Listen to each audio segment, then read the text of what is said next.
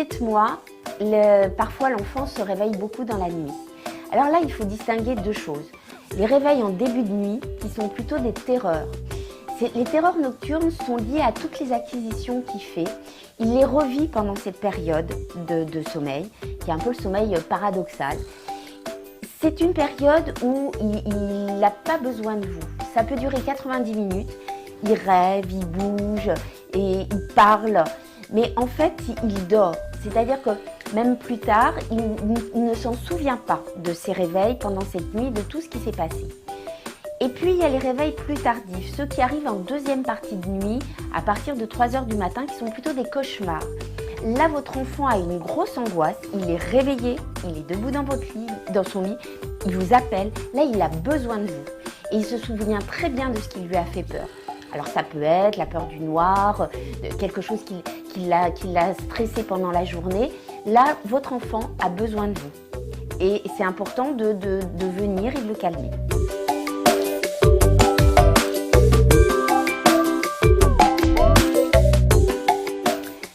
À 17 mois, l'enfant adore manger quand vous êtes tous ensemble à table. Alors, c'est pas toujours possible parce que, voilà, au niveau vie, travail. Mais le week-end, par contre, vous prenez du temps, essayez de dîner à son heure. Et il peut manger la même chose que vous, juste parfois la texture n'est pas du tout la même, donc vous mixez un peu plus. Mais l'enfant mange le même repas que vous, adapté à lui et en famille. Et ça, c'est des moments fabuleux.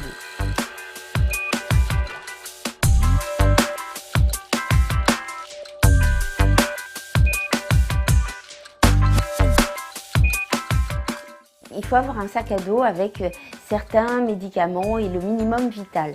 Les pansements, le spray pour désinfecter.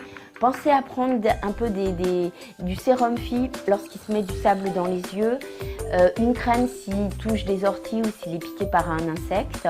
C'est important et vous pourrez même aider les mamans moins prévoyantes que vous. Au square, attention aussi à la sécurité. Les bobos, les chutes, bon, d'accord, mais jamais d'écharpe, surtout s'il va sur le toboggan. Il y a encore trop d'enfants qui sont étouffés par leur écharpe accrochée dans des toboggans.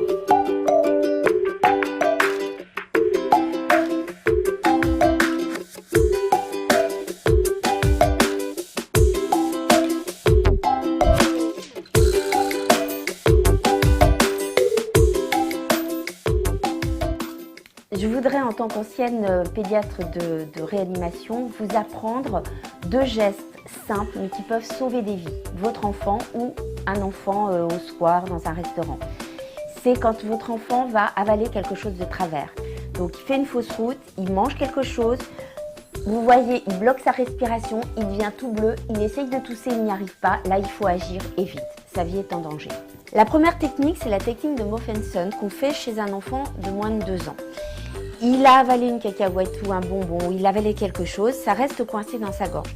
La technique, c'est de prendre votre enfant, vous l'allongez sur votre genou, la tête sur le côté, et vous donnez des tapes sur son dos, assez fortes, comme ça. Et là, l'enfant va avoir un réflexe de tout qui va expulser l'objet qui est coincé au niveau de sa trachée, comme ça. Faites-le, n'hésitez pas. Hein. C'est ça où votre enfant est en train de mourir. Je répète, hein. C'est important. Si au bout d'une dizaine de tapes, il n'a pas expulsé l'objet, vous faites la technique d'Heimlich qu'on réserve à plus de 2 ans, mais il faut la faire si Moffenson n'a pas marché. Là, vous prenez votre enfant contre vous. Vous placez votre poing au niveau de son ventre sous le diaphragme. Avec votre autre main, vous appuyez dessus. Et vous faites un mouvement de bas en haut et d'avant en arrière qui remonte, comme ça.